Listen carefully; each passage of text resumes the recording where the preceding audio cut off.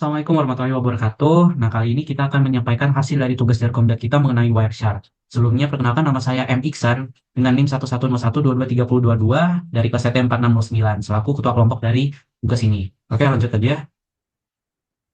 Oke, nah dari tugas Wireshark ini yaitu kita tuh mahasiswa dapat menggunakan Wireshark sebagai tool untuk menganalisis sebuah paket dalam jaringan. Nah, web yang dipakai kali ini yaitu kita menggunakan sebuah website dengan protokol HTTP yang dimana protokol ini tuh Hypertext Transfer Protocol dengan website yang memiliki status not secure. Nah, dengan memiliki status not secure di sini kita bisa menggunakan Wireshark untuk menganalisis sebuah jaringannya. Nah, jadi di sini kita menggunakan website European Flux Database Cluster. Nah, di sini kita ketahui IP dari website ini yaitu 193.205.145 dan 253. Oke, langsung aja.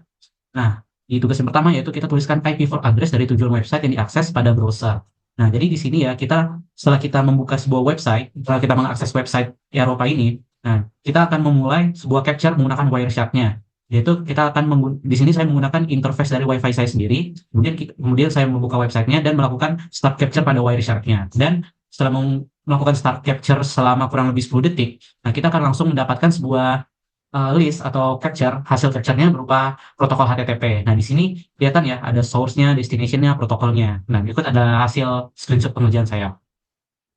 Nah, di sini ada penjelasannya. Nah, diketahui IP source-nya atau WiFi interface saya sendiri dengan IP 192.168.0 dan 104 dan IP destination atau IP dari website yang HTTP itu dengan IP-nya 193.205.145 dan 253. Nah, di sini kelihatan ya ada source-nya tuh. Ini ada IP WiFi interface, destination-nya ada HTTP si website-nya tadi dengan protokolnya di sini HTTP ya. Nah, di sini ada beberapa penjelasan yang bisa dibaca. Oke, lanjut ke yang B, yaitu buatlah list protokol apa saja yang telah ditangkap oleh Wireshark pada menu protokol list hierarchy. Nah, setelah kita mendapatkan hasil capture-nya tadi sebelumnya, nah kita bisa melihat tuh protokol list hierarchy-nya. Nah, di sini tuh di protokol list hierarchy itu banyak tuh.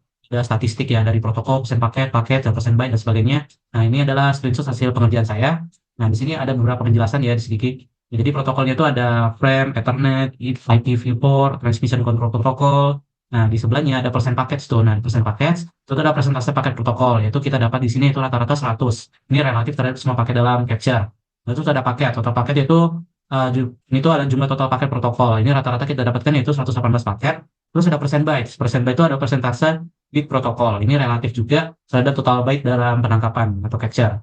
Nah, bytes-nya ada jumlah total byte dari protokolnya, terus ada bits. Terus bits ini itu adalah bandwidth protokol atau relatif terhadap waktu capture-nya juga. Oke, kita lanjut aja. Oke, sebelum kita lanjut, ini ada sebuah pembagian tugas dari kelompok saya. Ini ada saya dari pembagian tugasnya melakukan capture dan di sini bisa dibaca. Oke, selanjutnya yang C akan dijelaskan oleh teman saya. Assalamualaikum warahmatullahi wabarakatuh. Saya Raffi Chandra Putra dari kelas TT 4009. Di sini saya akan menjelaskan untuk bagian poin C dan D untuk layar OSI 1 dan untuk layar OSI 4 sampai 5. Dan lanjut saja, ini adalah hasil pengerjaan kita. Nah, konten dari TCP stream akan ditampilkan dalam urutan yang sama seperti yang muncul di dalam jaringan. Nah, karakter yang tidak dapat dicetak diganti oleh titik-titik. Terus lalu lintas dari klien ke server berwarna merah. Sedangkan lalu lintas yang server ke klien berwarna biru, seperti ini. Selanjutnya, untuk yang D, ada panel paket detail frame player OSI 1. Pada panel ini, kita melihat frame data dengan nomor 3673. Ukuran frame ini adalah 635 byte pada wire setara dengan 5080 bit. Dan 635 byte ini yang berhasil ditangkap. Interface yang terlibat memiliki ID yang segini dan ini merupakan koneksi Wi-Fi. Tipe enkapsulasinya juga digunakan ada Ethernet 2. Time delta mengukur selisih antara frame ini dengan frame sebelumnya atau referensi pertama. Protokol yang terlibat dalam frame ini meliputi Ethertype, IP, TCP, dan HTTP. Oke, selanjutnya kita berlari ke panel paket detail yaitu frame layer 2 OSI. Nah, di sini terdapat dua alamat MAC address yang ditampilkan seperti alamat sumber dan alamat tujuan. Nah, alamat sumbernya tertera di sini yaitu dengan Intel_60 dan alamat tujuannya tertera di sini adalah Tenda Tekno 1. Nah, kedua alamat ini tuh merupakan alamat unik global atau global unique address dan individual address unicast. Nah, jadi di Wireshark ini terdapat IP address dan MAC address. Nah, perbedaannya itu IP address itu digunakan untuk routing data melalui TCP IP dan terlihat dalam sebuah header paket. Sedangkan MAC address itu digunakan untuk mengidentifikasikan perangkat di lapisan data link dan terlihat dalam sebuah frame Ethernet-nya. Kemudian kita lanjut ke frame layer 3 OSI. Nah, di sini kita tahu ya, dari gambar ini panjang header IP4-nya adalah 20 byte, salah dengan 5 kata. Nah, header ini tuh mengandung informasi kayak seperti mengelola paket data dan sebagainya. Nah, di sini kita kelihatan ya, tidak ada sebuah explicit congestion notification dan total panjang paket datanya itu sebanyak 621 byte dan nilai TTL-nya sebanyak 128.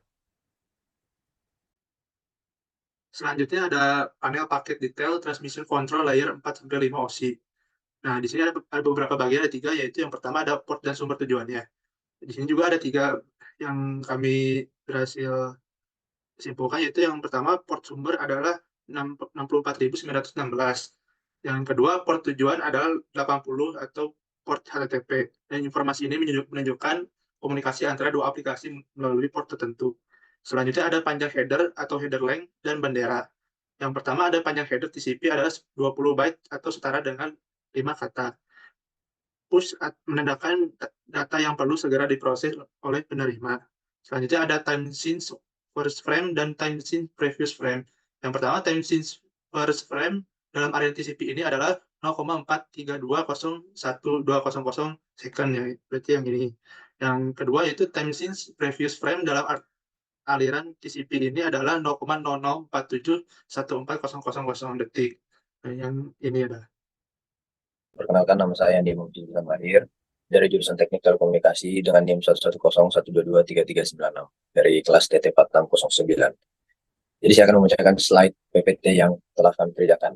Perhatikan proses dari mulai HTTP GET atau request sampai dengan proses HTTP 200 OK.